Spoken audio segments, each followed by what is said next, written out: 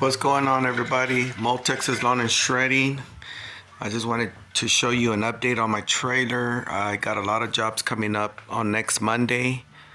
I'm doing a really nice area. They need me to do some spring cleanups and even some landscaping. So I kind of know how to do landscaping, but obviously I'm gonna have to really get into the landscaping because a lot of these beautiful homes need a lot of landscaping, and I've learned a lot in the last year, so I'll be able to do some nice jobs. But I just wanted to review a little bit of my enclosed trailer things that I've done, guys. Look, I used some lateral line that we didn't need because it was too soft. We needed PVC, and so we had like 200 feet of lateral line of these things, so I ended up using them for my trailer to put my stuff. As you can see, that one, I didn't even have to buy a bracket. I just used it off an old cabinet, mounted it on. I'm gonna do one more thing and put a L bracket down here to give this thing more support, but I got brackets everywhere supporting it. It's on there really well, but I'm still gonna put that L bracket for the weight to hold two blowers, a handheld and a backpack. And this one I got a Tractor and Supply. This one's I believe a craftsman blower. So brand new. I've yet to use it, and I haven't even put any fuel on it, but I'm gonna use it next week. Here's my setup I got for my 3 weed eaters, but I'm gonna do 2 weed eaters and I believe an edger. But I think I'm gonna need the one where it's a weed eater with the chainsaw at the end, because a lot of my customers are asking to trim some trees, so I do light trimming, and I'll be able to supply that. So I ended up getting something like this with the blade at the end. Y'all see that? And this thing extends almost 25 feet. I bought the pole. It had an extension like for painting, and I transferred it over to cut, because these things that were only like 14 foot were like $51. So I ended up getting this thing that's actually for painting, and it goes up to 24 foot. So, once you go over 18 feet, it gets really flimsy. You can't really put any power to it to cut. But, I think I got it for like $25. Half the price of what they're selling the whole unit for. I already had this.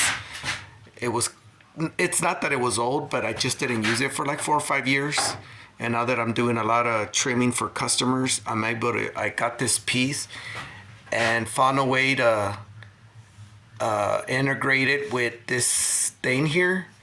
And trust me, you end up figuring things out. So it has holes here and on the other side. So what I ended up doing is this thing had holes, and it perfectly matched this thing, right?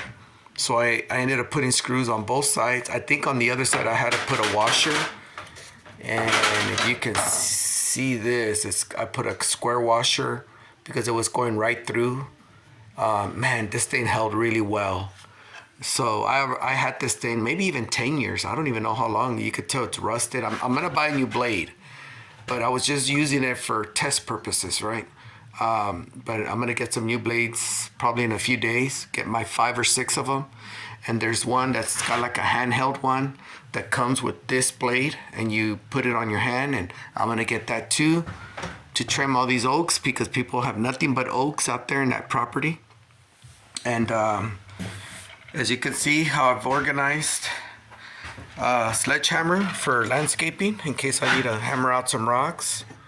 What I did, I put 2 little, these are like for inside your home. I don't know what they are. They almost look like a little latch, when you close and open the door. Well, I used them here, and all I did was use wiring that I no longer use. I use this black wiring that's like copper inside, so it bends really easy. And I use that to wrap it around these 2 hooks, and it holds my sledge. I can't even move this. Look at this. I mean, I think I'm a pretty strong guy, and I can't even move it. And it's copper wire. and then it's probably like a 5 pound, 6 pound weight here. So it's a pretty massive hammer. And then I've done one of my shovels. All I did was got a broken L bracket. As you could see, it broke off something that I had maybe years ago. Found it in my shed. I said, you know what?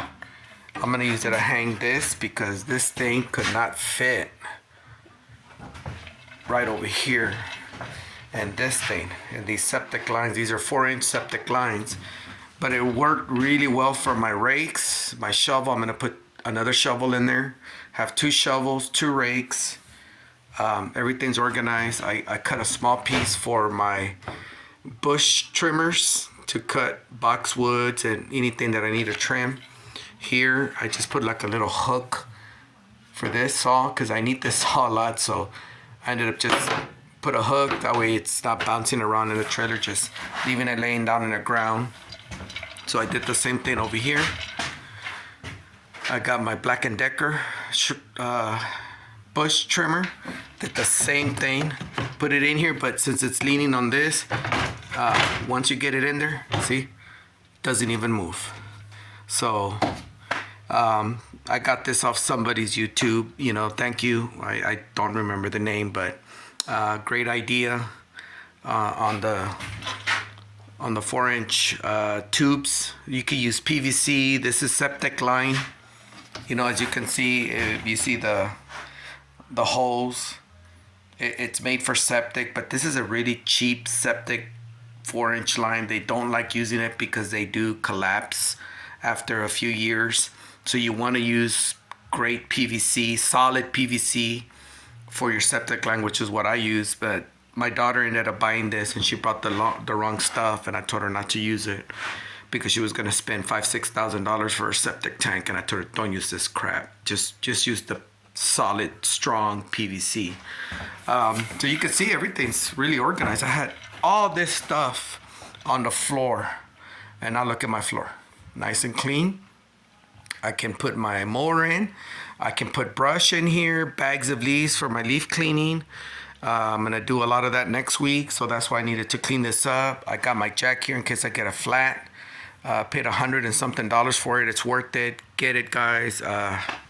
You don't want headaches. You want to have all kinds of jacks in your car. I got like 3 different types, but this one's a hydraulic jack. There's another one that's even better. I think you just kind of roll the trailer onto it.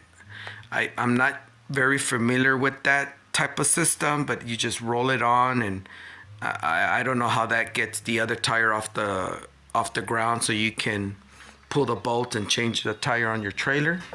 But other than that, that's what I got. So anyways, I'm gonna go ahead and go. It's Super Bowl Sunday today, and we're doing a little celebration Valentine's, because Valentine's tomorrow. So of course we're gonna celebrate Valentine's instead of Super Bowl, because I've given up on the NFL. The NFL is very corrupt. They promote convicts and rapists and gangsters and thugs, and these stupid NFL players like Drew Brees put on, Jacob Blake on their helmets, representing him like he's some kind of victim. Well, what about the victim that he victimized? The reason why he got pulled over and cops went to go arrest him. He had just finished, I believe, raping a 14-year-old girl, went to the baby mama's house, raped her, and then the baby mama ended up calling the cops on him, and that's why he got shot 6 times. So, doesn't make any sense to me. No longer watch any football. I don't care how many apologies they give me. I will never watch the NFL again.